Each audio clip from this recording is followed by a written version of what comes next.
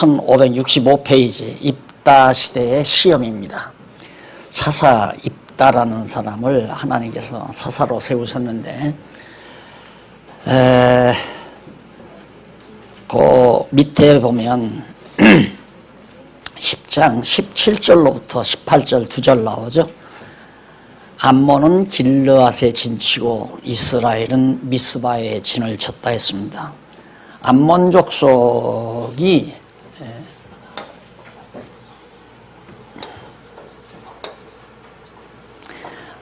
이쪽에 이제 암몬 있잖아요. 암몬.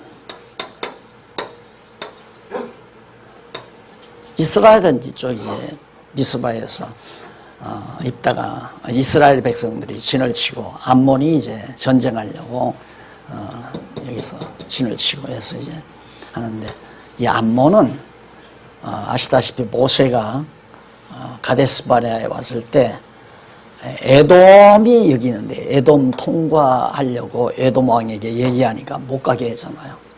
암몬도 못 가게 하고 모압도 못 가게 하고 그래서 전쟁을 해서 이 땅 다 뺏은 거거든요. 뺏었는데 암몬이 다시 쳐들어오는 거죠. 입다 시대에 입다가 사사되기 전에 이제 암몬이 이스라엘이 약해지자 쳐들어와서 자기네 이제 국토를 확보하려고 하는 그런 생각을 가지고 있을 때였습니다. 그런데 그때 이제 그 11장 1절로 3절에 보면 66페이지 나오죠. 입다가 기생의 자식이라 해서 돕당으로 내어 쫓아버립니다. 하나님께서 입다를 사사로 세웠지만은 그러나 입다를 갖다가 신분이 천하다 해서 기생의 자식이니까 천한 자식 아니겠어요? 그래서 이제 돕당이라고 하는 것으로 내쫓아버렸어요. 망명을 보낸 거죠. 쉽게 말하면. 그런데 4절로 11절에 보면 길르앗 장로들이 입다를 찾아서 머리와 장관을 삼습니다. 자, 입다를 하나님이 세워놓는 사사로 세웠는데 너 천민이니까 나가라 해서 머리 내쫓았는데 암몬 자손이 진을 치고 쳐들어오려고 하니까 이스라엘 장로들이 입다한테 간 거예요. 가서 우리가 입다 당신을 이제 쉽게 말하면 머리와 장관 삼는다는 말 사사로 받아들이겠다. 당신을 우리의 사사로 받아들이겠다. 그런 얘기죠. 자, 그런데 하나님께서 늘 하시는 일을 보면 다윗 왕을 택할 때도 이세의 아들들 가운데 가장 초라한 아들이었죠. 초라한 아들 다윗을 하나님이 왕으로 기름 부어 세우고 또 하나님께서 지금 입다도 천한 백성 이름 없는 천한 백성을 하나님이 정말 사사로 세워놓으시는 이유는 인간의 잘나고 못난 것에 따라 이기고 패하는 것이 아니고 이기는 것이 하나님의 손에 있다. 전쟁의 승패는 하나님의 손에 달려있다는 사실을 깨달아 알게 하기 위해서 블레셋과의 싸움에서도 사울왕 아주 잘나고 무람한 사울왕이 가서는 패하게 만들잖아요. 완전히. 그리고는 이제 어린 초동 목동인 다윗이 가서 블레셋을 쳐서 이기게 하죠. 그럼 다윗이 이긴 게 아니거든요. 다윗이 이긴 게 아니라 하나님께서 다윗으로 이기게 하신 거죠. 그러니까 하나님이 승리케 하셨다고 하는 것을 이스라엘 자손으로 하여금 깨달아 알기 위해서. 그래서 바울은 그렇게 고백하죠. 내가 약할 때 내 안에 그리스도가 가장 강하게 역사한다. 그러니까 잘난 척하는 사람에게는 하나님이 함께하지 않는다는 걸 알 수 있잖아요. 왜? 잘난 척해서 일이 잘 되면 지 잘나서 된 줄 아니까 하나님이 그렇게 안 하신단 말입니다. 그래서 한없이 하나님께 쓰임받는 사람은 자기가 내가 부족하니까 내가 모자라니까 하나님이 나를 쓰신다 이렇게 생각을 해야 되는데 내가 잘나고 똑똑하니까 하나님이 나를 쓰신다 이렇게 착각하게 되지는 거거든요.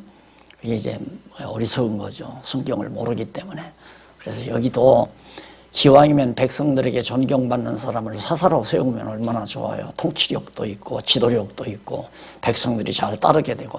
그런데 하나님께서 아주 천민, 기생의 아들, 아버지가 누군지도 모르겠죠. 기생이 났으니까. 그런 입다를 하나님께서 사사로 세워놓으니까 백성들은 기분 나쁘죠. 그래서 내쫓아버린 거고. 그러나 암몬 족속들이 진을 치고 쳐들어오려고 하니까 누군가가 앞서서 싸워야 되잖아요. 그래서 할 수 없이 장로들이 가서 입다에게 우리가 사사로 당신을 받아들일 거니까 와서 좀 우리와 더불어 싸워달라 하는 부탁을 1절로 5절에 보면 거기서 앞부분에서 그렇게 이스라엘 자손들이 이제 요구를 해석합니다.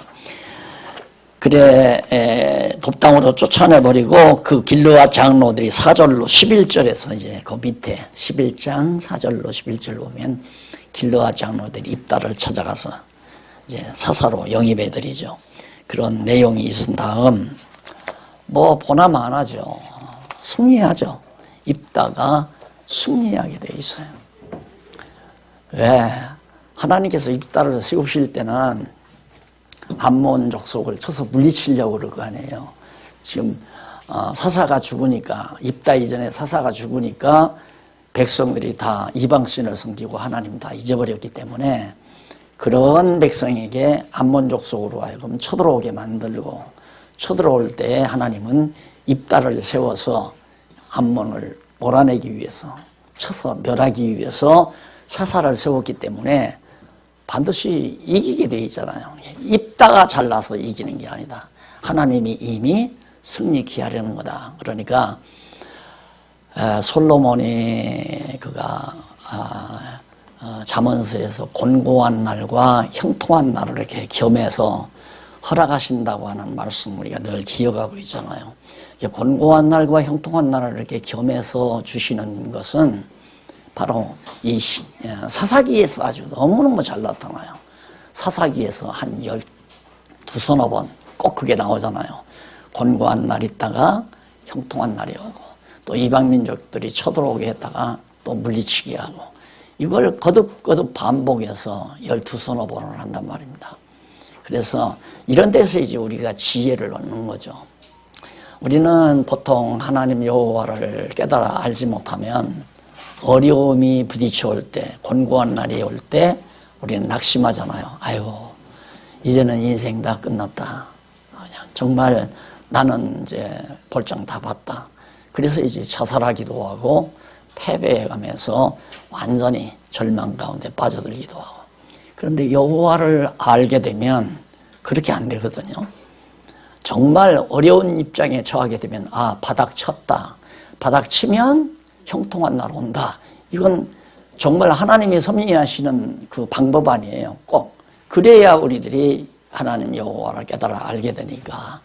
그래서 우리는 형통한 날에는 찬송을 하고 곤고한 날에는 하나님께 기도하고, 그 찬송과 기도, 이게 이제 우리의 생활 속에서 멎어지지 않는 거거든요. 그 찬송과 기도가 곧 하나님께 드리는 하나의 우리의 제물로서 드리는 산제사의 생활이에요. 그래서 늘 하나님을 찬양하고 곤고한 날에는 하나님의 능력을 추구하고 구하고, 그래서 하나님의 능력을, 여호와의 능력을 구하고 또 여호와의 능력을 찬양하는 이 삶이 곧 영적 예배고 곧 산제사가 되지는 것이다. 그러니까 찬송을 안 하면, 찬송하게 하려면 형통하게 해야 할 거 아니에요. 또 하나님께 매달리지 않고 저잘난 듯이 자기 혼자서 뭔가 해 치우려고 완전히 설쳐되면 기도하게 해야 할 거 아니에요. 그러니까 하나님께서 기도하게 하려면 곤고한 날을 주어야죠. 그래서 기도를 안 해도 걱정, 찬송을 안 해도 걱정. 그래서 언제나 찬송을 하거나 기도하거나, 이것이 우리가 하나님을 향한 올바른 삶의 자태입니다. 설령 내가 돈도 많고 세상적인 파워도 있고 권력도 있고 내가 어지간 마음먹은 것은 무엇이나 할 수 있을 수 있는 그런 환경이 됐다. 건방 떨면 안 된다. 그럴 때일수록 건강 빼면 안 돼요. 그래서 내가 항상 그러잖아요. 하나님께서 왜 이렇게 나에게 형통함을 주나? 몸도 건강하게 하지, 돈도 벌릴 만큼 벌리지. 왜 하나님이 나에게 편안함을 주나? 가족들도 다 건강하고, 자녀들도 다 직장 잘 다니고. 먹고 놀라고 그러는구나. 잘 먹고 잘 살랴. 나 행복하게 살게 하기 위해서 하나님이 이랬구나. 이게 완전히 인본주의 사상이죠. 그건 잘못된 생각 아니에요. 하나님이 나에게 이런 환경 주신 것은 하나님 기뻐하시는 일을 위하여 살게 하시려고 하나님에게 나에게 이렇게 형통한 날을 주셨구나. 이게 이제 지혜자의 삶이에요. 아까 이제 권고한 날에 좌절하고 절망하는 건 어리석은 자고, 정말 권고한 날이 와도 하나님께서 나로 하여금 기도하게 하시려고 정말 이 권고한 날을 주시는구나. 그래서 그럴수록 하나님께 의지하고, 내 힘이 모자란다고 절망하고 좌절하지 말고, 내 힘이 모자라야 하나님의 능력이 작용하는 거 아니에요. 그것이 바울의 고백이란 말입니다. 나 약할 때 내 안에 그리스도가 강하다라고 하는 말. 그러니까 인간 능력 자랑하고 사는 것은 참 미련하고 어리석은 자의 삶이라는 건 더 말할 것 없는 거죠. 그래서 하나님께서 바로 암몬 자손을, 이 거대한 민족이거든요. 이게 이제 소돔 고모라 성 망했을 때, 여기 소돔이라는 데가 있었잖아요. 그때 망했을 때 이제 롯이 도망가다가 딸 둘하고 도망가다가 산에서 술에 취해가지고 그 딸들이 그 장난을 한 거예요. 야, 이제 큰일 났다. 우리 남자들이 없는데. 그래서 아버지 술 먹여놓고 아이를 가진 것이 암몬과 모압 족속의 조상이 된 거예요. 그래서 그때니까 굉장히, 아브람 때니까 굉장히 번창했을 거 아니에요. 야곱의 후손이 애굽에 가서 그렇게 1000만에 가까운 인구가 번창해서 왔는데 이들도 엄청 번창한 거란 말입니다. 그러니까 이런 강대한 나라가 쳐들어오니까 하나님께서 입다라고 하는 천박한 출신 이스라엘을 이스라엘의 사사로 세워서 이제 대결을 벌이게 했습니다. 대결을 벌이게 하니까 암몬 자손 왕이, 이 암몬 왕이 과거에 뺏겼잖아요. 그 왕이 빼앗긴 땅을 입다한테, 이스라엘의 사사 입다한테 내놔라. 과거 그건 우리 땅이다. 그러니까 그 땅 내놔라. 암몬이 이제 자기네들 땅 찾겠다고 지금 쳐들어오는 거란 말입니다. 그러니까 입다가 거기서 이제 역사적인 내용을 쭉 다 설명을 해요. 이유를 못 준다. 왜 못 주느냐? 너희들, 우리 조상들이 애굽에서 나와서 가데스반에 와가지고, 자, 일루로 가기 위해서 에돔 족속에게, 에돔 왕에게 우리 길만 좀 비키다오. 통행세는 다 낼 테니까, 물 먹으면 물값도 내고, 다 대가를 지불할 테니까 길만 좀 열어다오. 열어서 이렇게 해서 여기 가고자 한다. 이게 이제 우리 조상 아브라함과 이삭과 야곱에게 약속한 땅이니까 일도로 가고자 하니까 길만 열어달라 요구하니까 에돔 왕이 너희들하고 상의하다가 너희들이 반대하고 에돔 왕도 반대하고 모압 왕도 반대하고, 그래서 우리가 그냥 너희들하고 전쟁에서 빼앗아 전쟁에서 당당하게 우리가 다 점령한 거 아니냐. 그런데 왜 그 땅을 내가 너희들에게 돌려주나? 못 준다. 얼마나 당돌합니까? 그 이유를 불러 여호와 하나님께서 너희 땅을 우리에게 준 것이다. 그런데 왜 내가 너희들에게, 여호와 하나님이 살아계신데 왜 내가 너희에게 이 땅을 돌려주냐? 못 돌려준다. 그래 전쟁할 수밖에 없잖아요. 그래서 그 장문의 내용이 14절로부터 28절까지, 11장 14절로부터 28절까지 내용이 바로 그런 내용이에요. 쭉 애굽 땅 종되었던 집에서 나올 때 있었던 그 일을 역사적으로 딱 들어서 여차하다. 그러니까 전쟁할 수밖에 없죠. 그래서 대충 거기 살펴보면 70페이지 1570페이지 본문 성경 말고 본문 세 번째 줄 14절로 15절 나오죠. 입다가 땅을 반환하라는 암몬 자손의 왕의 요구를 사자를 보내어 거절하는 내용이고, 16절로 22절은 입다가 암몬 자손 왕에게 반환을 요구하는 땅을 이스라엘의 하나님 여호와께서 이스라엘로 하여금 취하게 하신 역사적 경위를 밝혀주는 내용이고, 우리가 취향이 아니다. 살아계신 너희들도 너희들의 신 그모스가 너희에게 너희들이 섬기는 신이 어떤 땅을 너희에게 주었다면 너희들이 돌려주겠느냐? 안 돌려줄 거 아니냐? 우리가 섬기는 여호와 하나님께서 너희 땅을 우리에게 빼앗도록 해 주셨기 때문에 내 마음대로 돌려줄 수가 없다. 이제 이런 얘기죠. 그리고 참 23절로 28절 71페이지 28절에 보면 입다가 암몬 자손 왕에게 반박하면서 이스라엘이 아모리 사람의 온 지경을 취한 것이 정당함을 역설합니다. 왜냐하면 여기서 이렇게 좀 통과하도록 길만 좀 비켜달라고 우리가 다 제시하지 않았느냐. 길을 막는 건 안 되잖아요. 길을 막는 건. 그러니까 길만 좀 비켜달라. 그리고 그냥 가겠다는 것도 아니고 통행세 다 준다고 했고, 그리고 물을 먹어도 물값도 다 지불하고 너희에게 손해되는 거 다 손해배상 다 하겠다. 이런 식으로 제시해서 요구했는데 너희가 우리하고 전쟁하지 않았느냐. 그래서 전쟁에서 우리가 이겼는데 여호와께서 너희 땅을 우리에게 준 것이다. 난 못 돌려준다. 이제 그 얘기를 바로 23절로 28절 사이에서 하는 얘기예요. 자, 그리고 나니까 11장 29절로 33절에 보면 72페이지. 입다가 여호와께 소원하고 암몬 사람과 싸워 승리를 합니다. 입다가 이제 딱 그래 놓고는 사실 겁나죠. 정말 이스라엘 백성, 초라한 이스라엘 백성들, 암몬 족속하고의 전쟁을, 강대한 나라하고 전쟁을 하려니까 입다는 강한 의지를 키워야 되잖아요. 그래서 하나님께 기도를 합니다. 하나님, 지금 저 쳐들어와서 내가 전쟁을 하겠는데 전쟁을 하고 승리케 하시면 승리하고 내가 집에 돌아왔을 때 제일 먼저 나를 환영하는 사람, 그 사람을 하나님 앞에 번제로 드리겠습니다. 이렇게 소원한 거예요.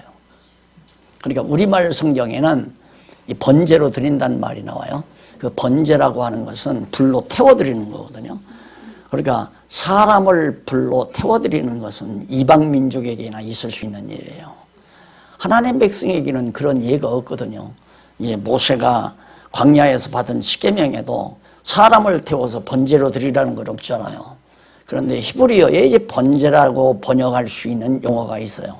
근데 그 용어는 불로 태운다라는 용어도 뜻도 있지만은 들어 올린다, 들어 올려 하나님께 드린다, 바친다, 이런 의미도 있는 거란 말입니다. 그러니까 어쨌든 하나님께 바치겠습니다. 예, 이렇게 이제 소원을 한 거예요. 불로 태우든 어쩐 방법이든 간에 하나님께 드리겠습니다. 그렇게 소원을 하고 전쟁을 한 거 아니에요. 전쟁을 했는데 1573페이지 34절로부터 40절에 보면 입다가 승리를 했어요. 진짜 전쟁에 나갔는데 대승리를 거뒀단 말입니다. 승리한 후에 소원한 대로 딸을 번제로 드리는 내용이 나와요. 승리하고 딱 돌아왔는데 이게 웬일이에요. 승리하고 집으로 딱 돌아왔는데 다른 어떤 동네 사람이 나와서 환영을 했다거나 했어야 되는데 막 딸이 제일 먼저 뛰쳐나와가지고 승리하고 돌아오는 입다 아버지를 영접한다 이 말입니다. 그러면 딸을 번제로 드려야 되잖아요. 그래서 이게 이제 그 신화 주경학자들의 이런 것들이 바로 이제 문제가 되는 거죠.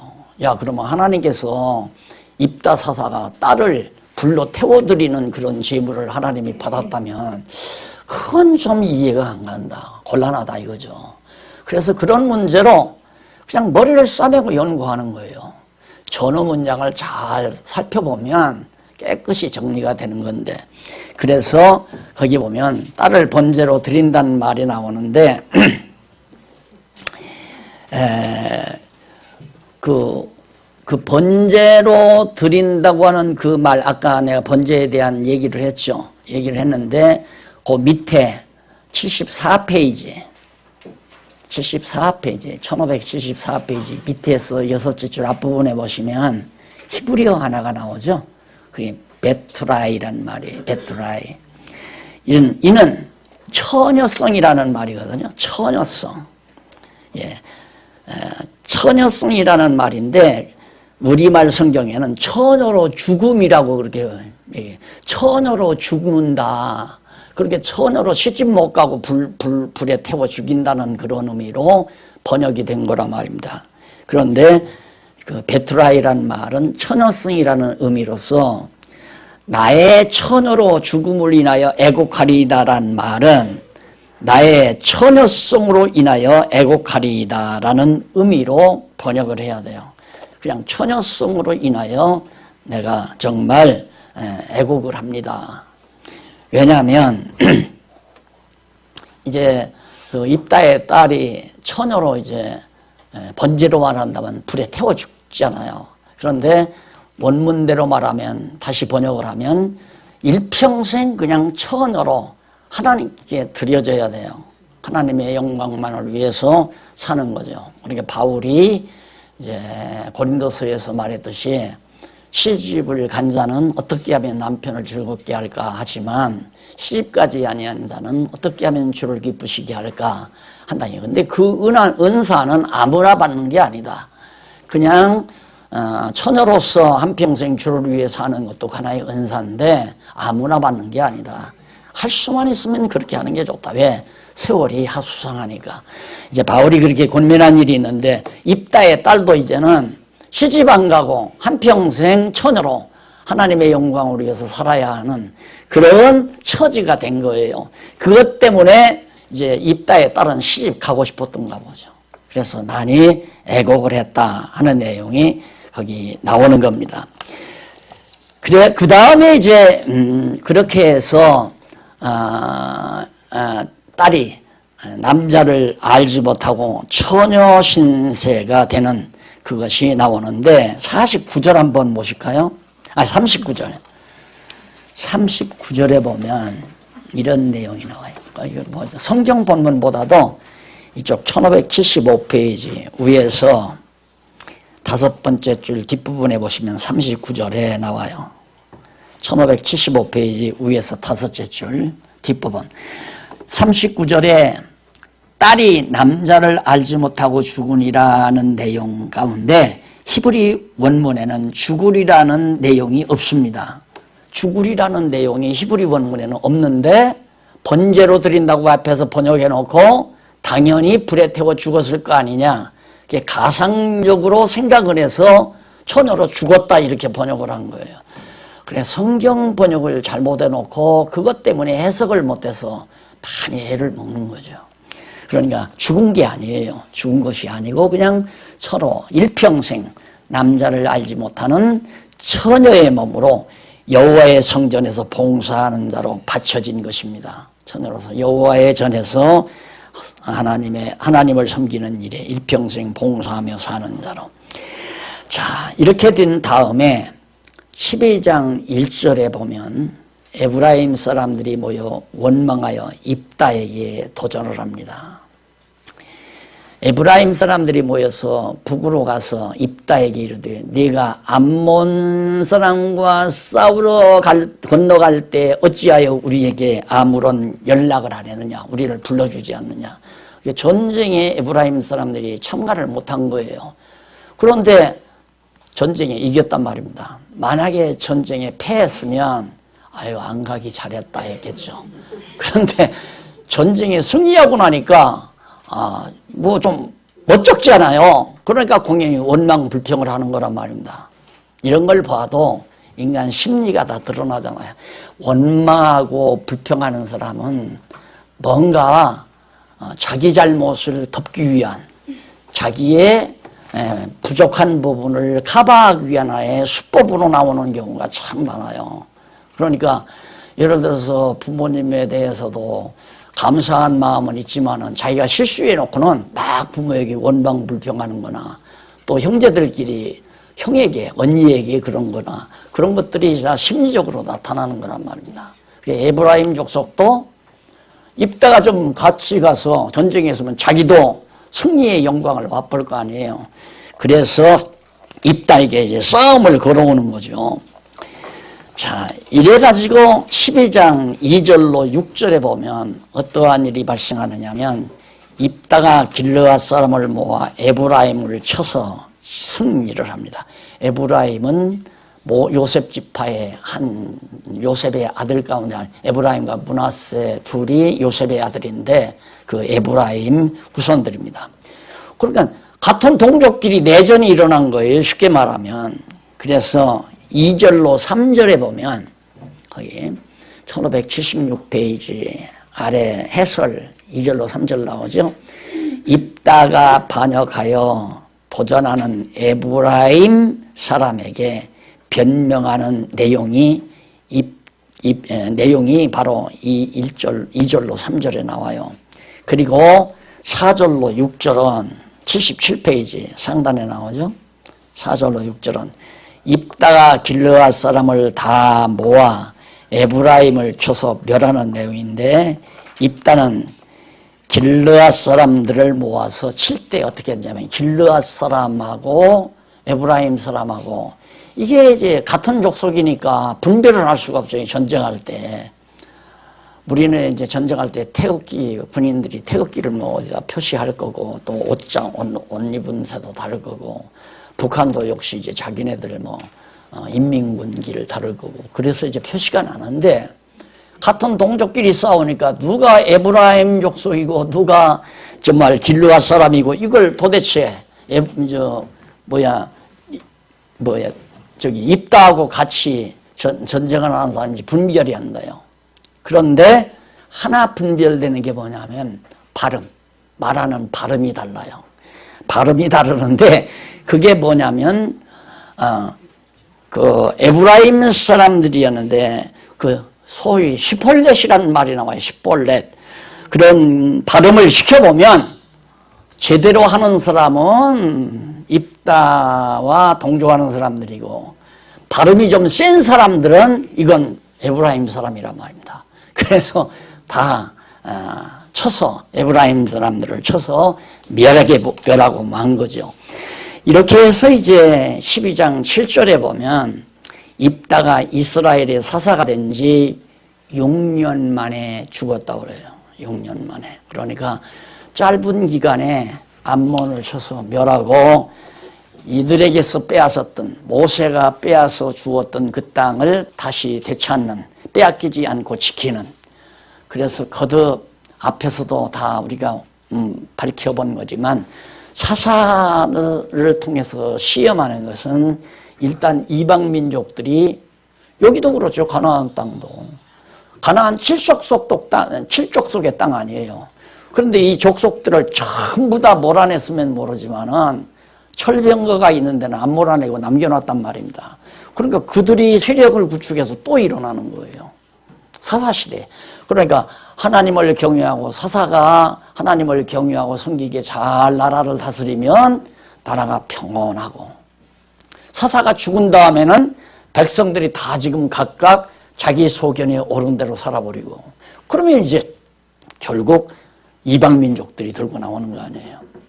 난 이 교회도 난 그렇게 생각을 해요. 한국 교회뿐만 아니라 우리 개신교가 종교개혁 500년 됐다 하지만은 500년 이후에 모두가 다 한 목소리로 성경 말씀만 원래 개혁을 말씀 토대 위에 성경 권위에 의해서 종교개혁을 일으켰으니까 누구가 전해도 성경만 전했어야 되잖아요.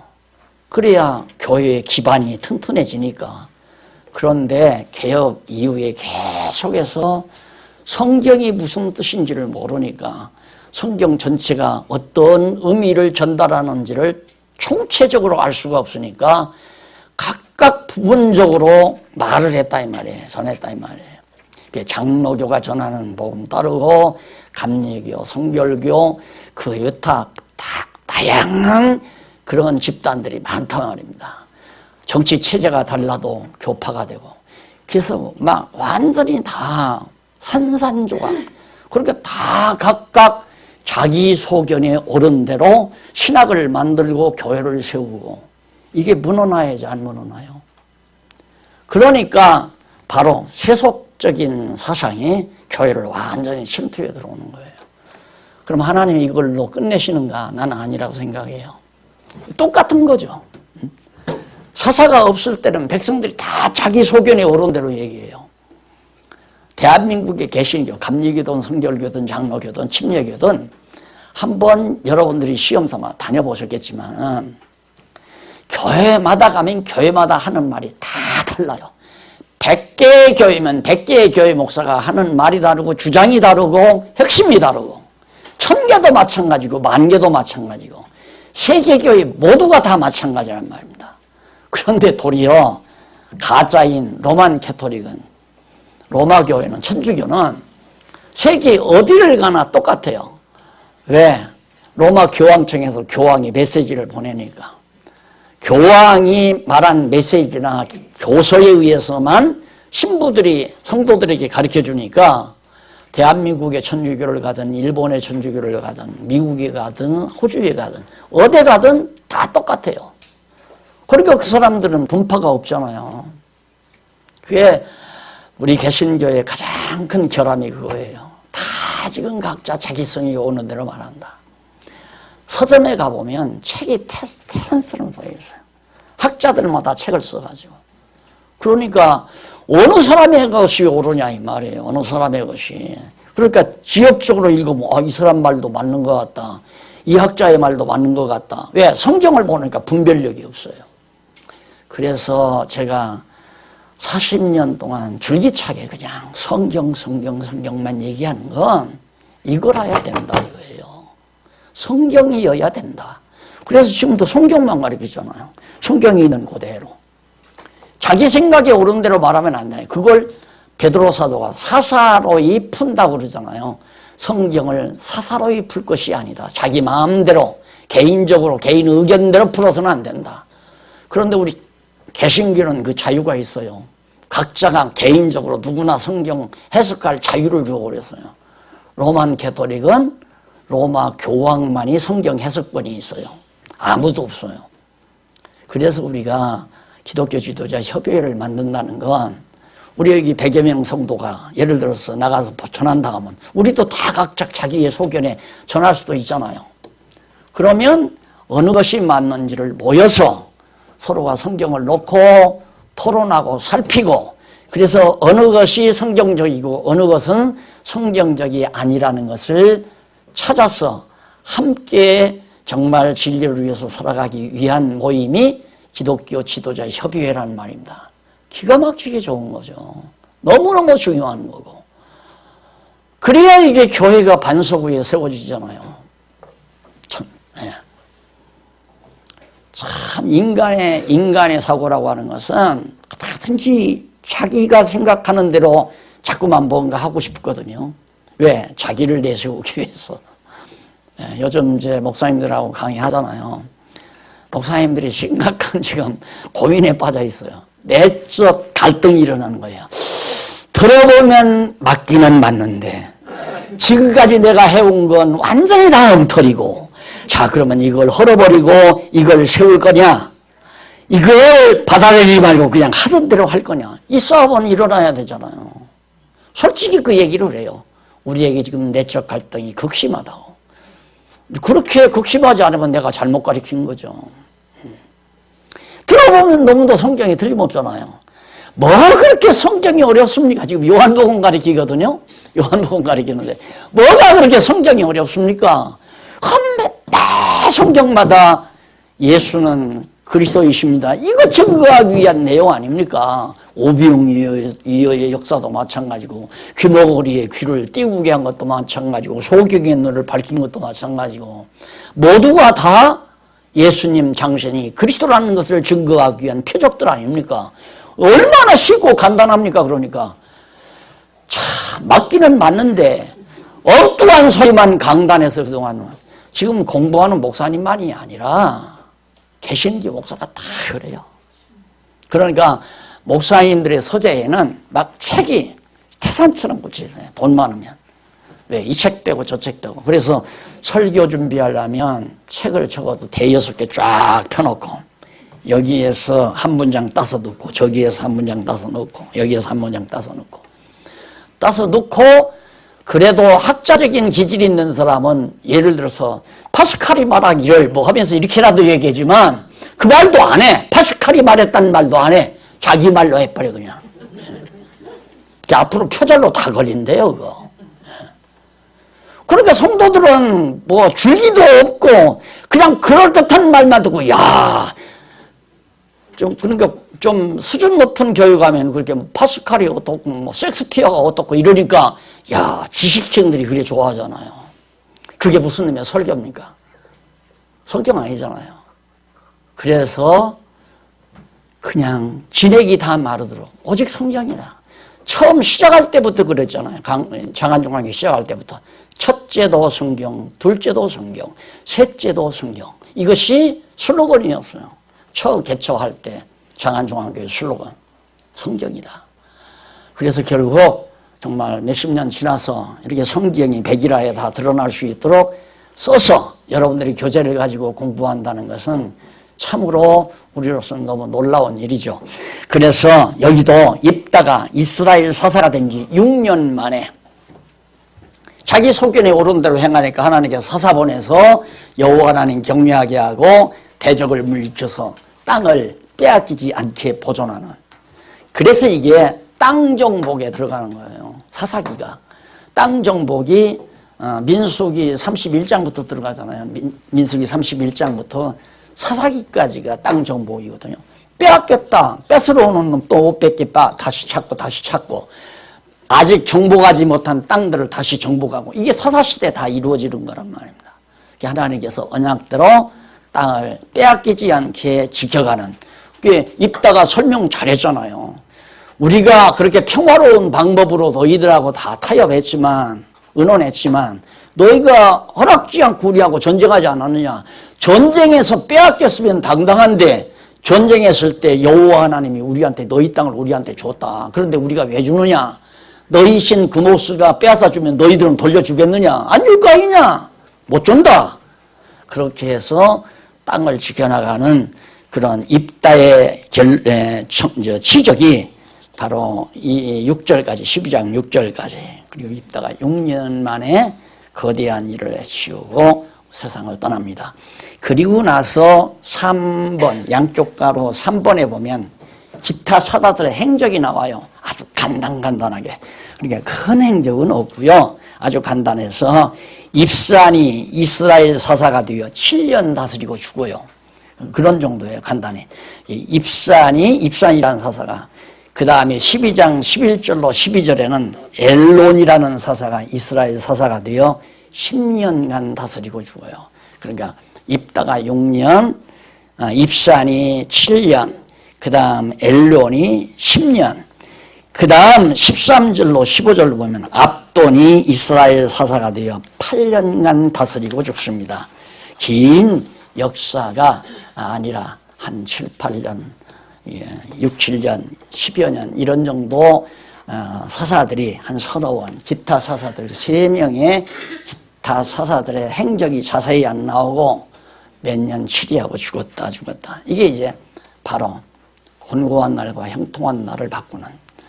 그래서 그 곤고한 날이 오는 방법이 뭐냐? 왜 곤고한 것이 온가?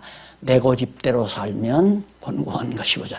내 소견에 오른 대로 살면 곤고한 일이 와요. 그러면 어떻게 되면 형통한 일이 오는가? 하나님의 선하신 뜻을 따라 살면 역시 형통한 날이 오는 거거든요. 그러니까 나로 하여금 하나님의 말씀을 사모하게 하고 주님의 뜻을 갈망하게 하는 것은 형통케 하실, 그때 다시 말해서 찬송하며 살게 하실 하나님의 섭리가 다가오는 거고, 내가 자꾸만 내 생각대로 내 고집대로 살려고 하나님의 뜻은 생각지 아니하고 그렇게 자꾸 내 생활이 빗나가게 되면 하나님이 날 곤고한 날을 허락하시는구나 이렇게 생각하고 사시면 지혜자의 올바른 자태임을 오늘 이 아침도 다시 한번 마음비에다가 아주 꼭꼭 새겨놓으세요. 잊어버리지 않게. 곤고한 날과 형통한 날을 하나님이 겸해서 주시는 상황, 찬송하게 하시고 기도하게 하시려는 하나님의 섭리. 그래서 곤고한 날도 하나님께 기도하니까 좋고 형통한 날도 여호와의 이름을 찬양하니까 좋고 우리에게는 형통한 날이나 곤고한 날이 모두가 다 나를 다 되게 하는, 다시 말해서 나를 하나님의 백성 되게 하는 하나님의 놀라운 사랑의 섭니다. 이렇게 결론을 맺으면서 기도하십시다. 자비로우신 하나님 아버지 은혜를 감사합니다. 오늘 또 저희를 부르시고 하나님의 귀한 말씀 다시 한번 책임지라게 하셨습니다. 우리들은 항상 나 자신이 살아있어 내 고집대로 내 생각대로 살기를 소망하고 그렇게 행동하는 경우가 참 많습니다. 어리석음을 물리쳐 주시고 지혜의 영이 우리와 함께해 주시옵소서. 예수님 이름으로 기도드립니다. 아멘. 수고하셨습니다.